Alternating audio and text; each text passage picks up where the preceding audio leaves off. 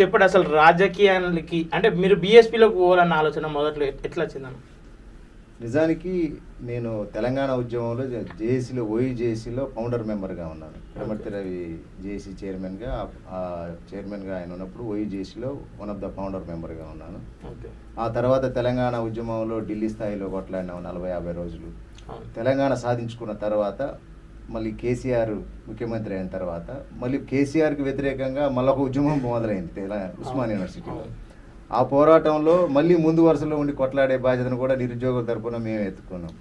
ఆ పరిణామ క్రమంలో ఉస్మానియా యూనివర్సిటీలో ఈ కేసీఆర్ దొరల కుటుంబానికి వ్యతిరేకంగా మళ్ళొక జాగ్గా మళ్ళా ఏర్పడి ఆయనకు వ్యతిరేకంగా మేము కార్యక్రమాలు చేయడం జరిగింది.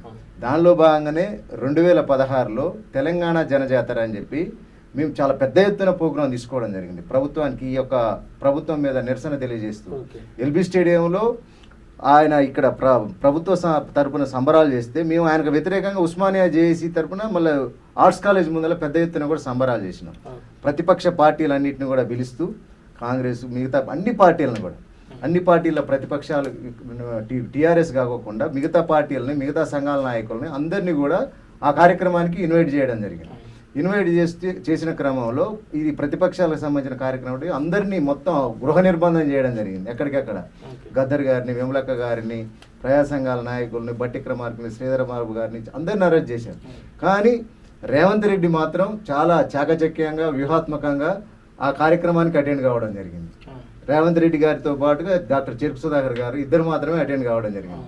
ఆ ప్రోగ్రాం చాలా హిస్టారికల్ ప్రోగ్రాం. తెలంగాణ సాధించుకున్న తర్వాత ఆ కార్యక్రమానికి మెయిన్ కర్త కర్మ క్రియగా ఒక టీమ్గా ఏర్పడ్డ ఆ టీంలో నేను వన్ ఆఫ్ ద మెంబర్ని. మళ్ళీ రేవంత్ రెడ్డి గారు ఇప్పుడు ప్రస్తుత సీఎం గారు ఆ రోజు వచ్చినప్పుడు ఆయన మాట్లాడేటప్పుడు పక్కన నేనే ఉంటాను, రేవంత్ రెడ్డి గారి పక్కన. అంటే ఆ కార్యక్రమాన్ని మొత్తం కూడా నేనే భుజాల మీద వేసుకొని, మా ఒక టీం ఉండే ఆ టీంలో మేము అందరం కలిసి భుజాల మీద వేసుకొని ఆ కార్యక్రమాన్ని సక్సెస్ఫుల్ చేసినాం. అప్పటి నుంచి కూడా డే 1 తెలంగాణ ఉద్యమం నుంచి కూడా కేసీఆర్ వ్యతిరేకంగానే కూడా ఉన్నాం. మేము తెలంగాణ వచ్చినా కూడా కేసీఆర్కి వ్యతిరేకంగానే పనిచేసినాం. ఆ పరిణామ క్రమంలో వస్తున్న క్రమంలో కేసీఆర్ యొక్క నియంతృత్వ పోకడం మేము ముందే గుర్తించినాం. తెలంగాణ రాకముందు వచ్చిన తర్వాత కూడా ఆయన నియంతృత్వ పోకడం మాకు తెలిసిపోయింది. నిరుద్యోగుల పక్క ఎక్కడ కూడా అవకాశాలు లేవు. నీళ్లు నిధులు నియామకాలను నిరుద్యోగులకు ఎవరికి ఇచ్చిన ఉద్యోగాలు, నీ ఇంట్లో ఉద్యోగాలు వచ్చినాయి. నిరుద్యోగుల పరిస్థితి చాలా దారుణంగా ఉందని చెప్పి నిరుద్యోగ జేఏసీలు ఏర్పాటు చేయటం, పోరాటాలు చేయటం ఇవన్నీ జరుగుతున్న క్రమంలో అనుకోకుండా అంటే రేవంత్ రెడ్డి గారు మళ్ళీ కాంగ్రెస్లోకి వెళ్ళిపోయాడు. అప్పుడు టీడీపీలో ఉండే జనజాతర అప్పుడు. ఆ తర్వాత క్రమంలో నాకు ఇక మా దగ్గర ఏంటంటే నల్గొండ మాది, బేసిక్గా మాది నల్గొండ అంటే రెడ్డకొండ అంటారు. ఎక్కడ కూడా రాజకీయంగా మనం రంగప్రవేశం చేయడానికి అవకాశం తక్కువ ఉంటాయి మా దగ్గర. ఎవరి పోటీ చేసినా, ఏ పార్టీ నుంచి పోటీ చేసినా రెడ్లు మాత్రమే పోటీ చేయాలనేది అక్కడ కొంత ఉంటుంది. మనం చూసినాం డాక్టర్ చెరుకు సుధాకర్ గారిని ఎన్ని ఇబ్బందులు పెట్టారు. ఆయన పీడీ యాక్ట్ అనుభవించిన చాలా పెద్ద ఉద్యమకారుడు, వీళ్ళందరికన్నా సీనియర్ ఉద్యమకారుడు. ఇది మా రోజు వీరన్న ఆ టైంలోనే ఆయన ఇప్పుడు మన పిల్లలు కాంపిటేటివ్ చదువుకునే బుక్స్లలో అసలు మొదటి తెలంగాణ వరుసలు ఉంటాడు ఆయన. అలాంటి వ్యక్తినే చాలా ముప్పు తిప్పలు పెట్టి చాలా ఇబ్బందులు పెట్టిన పరిస్థితి మనకు కనపడతాను నల్గొండలో. నేను అవన్నీ పసిగట్టే నేను కాంగ్రెస్లో చేరలేదు. రేవంత్ రెడ్డి గారు చేరినప్పుడు మా టీం అంతా కూడా ఓయూజీసీలో అందరూ కూడా జాయిన్ అయ్యారు. కానీ నేను చేరలేదు, ఎందుకంటే నాకు భవిష్యత్తు నాకు తెలుసు ఏం జరగబోతుంది అనేది. అట్లా నేను బహుజన ఉద్యమం వైపే ఉన్న అప్పుడు కూడా తెలంగాణ ఉద్యమంలో కూడా సామాజిక తెలంగాణ కోసమే మేము పోరాటం చేసినాం. అయితే ఆ పరిణామ క్రమంలో మందకృష్ణ మాదిగ, గద్దరు, విమలక్క వీళ్ళందరూ కూడా ఒక పక్క, కేసీఆర్ ఒక పక్క. మేము ఇటుపక్క ఉన్నాం స్వతంత్ర జేఏసీ అని చెప్పి మేము కేసీఆర్ యాంటీగా ఒక జేఏసీ పెట్టినాం అప్పుడే తెలంగాణ ఉద్యమంలోనే. అలాంటి ఆ క్రమంలో ఆ పోరాటంలో ఏం చెప్పారు, ముందైతే భౌగోళిక తెలంగాణ రానియండి, ఆ తర్వాత సామాజిక తెలంగాణ గురించి మాట్లాడదామన్నారు. తెలంగాణ వచ్చినాక ఎవరు కూడా సామాజిక తెలంగాణ గురించి మాట్లాడే పరిస్థితులు లేవు. అసలు నీళ్లు నిధులు నియామకాల అంశమే అటకెక్కింది. ఇక సామాజిక తెలంగాణ గురించి ఎవరు మాట్లాడతారని చెప్పి నేను ఎక్కడ కూడా పార్టీలో కాంగ్రెస్లో జాయిన్ కాలేదు.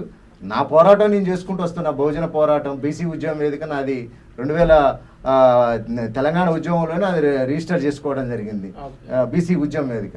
సరే ఆ సంఘం తరపున నేను కార్యక్రమాలు చేసుకుంటూ వస్తున్నా. ఆ పరిణామ క్రమంలో తెలంగాణ ప్రజల పార్టీ జస్టిస్ చంద్రకుమార్ గారితో కలిసి ఏర్పాటు చేయడం జరిగింది. ఆ తర్వాత ఆయన కొంత పార్టీని నడిపే క్రమంలో ఆరోగ్యం సహకరించక అది పక్కన పడ్డది. దాని తర్వాత బహుజన ఉద్యమంలో ఉన్నా నేను. కేవలం ఎస్సీ, ఎస్టీ, బీసీ, మైనారిటీ హక్కుల కోసం వాళ్ళ పట్ల జరుగుతున్న అన్యాయాలను, వాళ్ళ మీద జరుగుతున్న అన్యాయాలను, దాడులను ప్రశ్నిస్తూ బహుజనవాదం కోసమే పనిచేసిన డే 1 నుంచి కూడా. ఓకే. ఆ క్రమంలో చెరుకు సుధాకర్ గారు బీసీలకు సంబంధించిన ఒక రౌండ్ టేబుల్ సమావేశం ఏర్పాటు చేయడం జరిగింది సోమాజిగూడలో. నా బీసీ ఉద్యమం వేదిక తరపున నేను అటెండ్ కావడం జరిగింది. ఆర్ఎస్ ప్రవీణ్ కుమార్ గారు బీఎస్పీ పార్టీ తరపున అటెండ్ కావడం జరిగింది. నేను అందులో మాట్లాడిన విషయాలు ఆయనకు చాలా, అంటే ఒక ఫస్ట్ టైం నా స్పీచ్ విన్నాడు ఆయన. ఎవరికైనా అట్రాక్ట్ చేయటం సరే ఆయనకు నచ్చింది.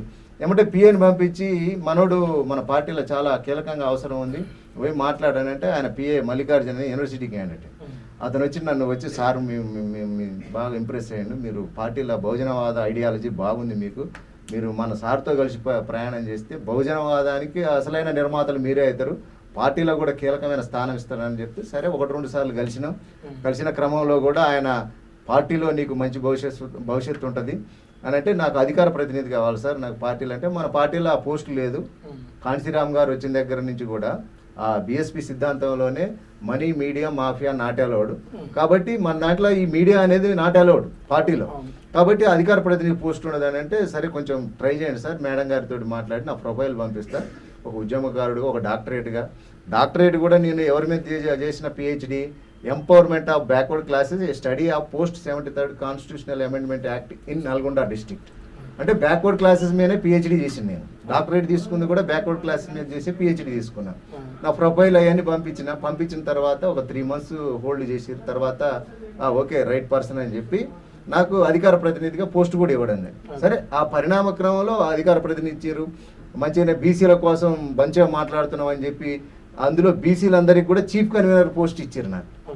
చీఫ్ కన్వీనర్ బీసీలందరికీ కూడా నేనే హెడ్ల చీఫ్ కన్వీనర్ అందులో.